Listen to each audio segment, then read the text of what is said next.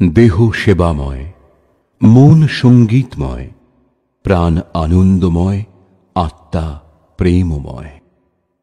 শ্রীরামকৃষ্ণের কাছে এরপর নরেনের উপস্থিতি মানেই সঙ্গীতের আনন্দ ঘন পরিবেশ।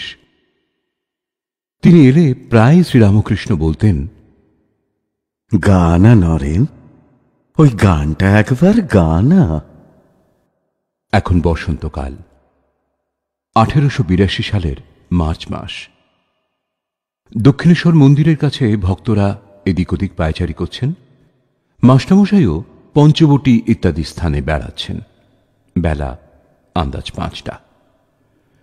কিছুক্ষণ পরে তিনি শ্রীরামকৃষ্ণের ঘরের দিকে এসে দেখলেন, উত্তর দিকের ছোট বারান্দার মধ্যে অদ্ভুত ব্যাপার হচ্ছে। শ্রীরামকৃষ্ণ স্থির হয়ে দাঁড়িয়ে রয়েছেন। নরেন্দ্র গান করছে, 2-4 জন ভক্ত দাঁড়িয়ে আছেন। হঠাৎ ঠাকুরের দিকে দৃষ্টিপাত করে অবাক হয়ে রইলেন। ঠাকুর দাঁড়িয়ে নিষ্পন্দ, চোখের পাতা পড়ছে না, নিঃশ্বাস প্রশ্বাস বইছে কি না বইছে। জিজ্ঞেস করাতে একজন ভক্ত বললেন, এর নাম সমাধি। মাস্টারমশাই এরূপ কখনো দেখেননি, শোনেননি। মা,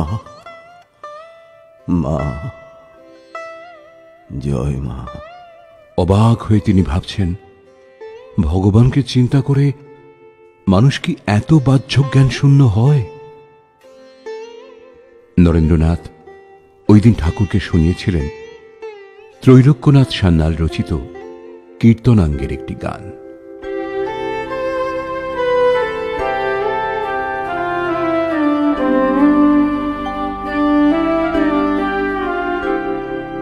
চিন্তায় মম মানস হরি চিদ্ঘন নিরঞ্জন, কিবা অনুপম ভাতি মোহন মূরতি ভক্ত হৃদয় রঞ্জন।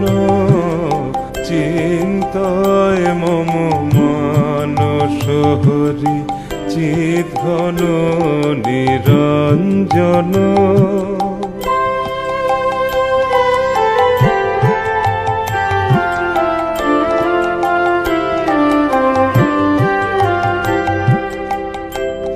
নবরাগে রঞ্জিত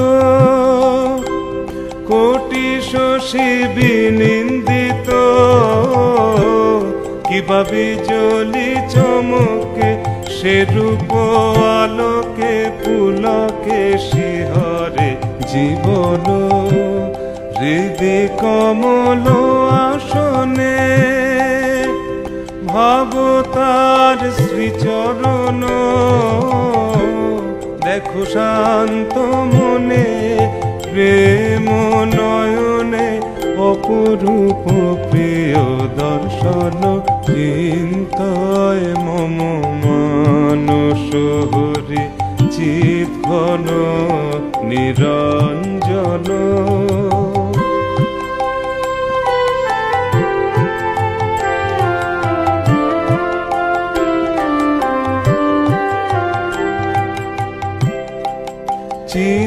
চিদানন্দ রসে ভক্তি যোগাবেশে হরে চির মগুন। চিন্তয় মম মানস হরি চিদ্ঘন নিরঞ্জন, কিবা অনুপম ভাতি মোহন মূরতি ভক্ত হৃদয় রঞ্জন। চিন্তয় মম মানস হরি চিদ্ঘন নিরঞ্জন। ঠাকুরের চক্ষু হতে আনন্দ ছবি গলিত হচ্ছে। মাঝে মাঝে কি দেখে হাসছেন না জানি। কোটি শশী বিনিন্দিত কি অনুপম রূপ দর্শন করছেন। এরই নাম কি ভগবানের চিন্ময় রূপ দর্শন? সমাধি ও প্রেমানন্দের এই অদ্ভুত ছবি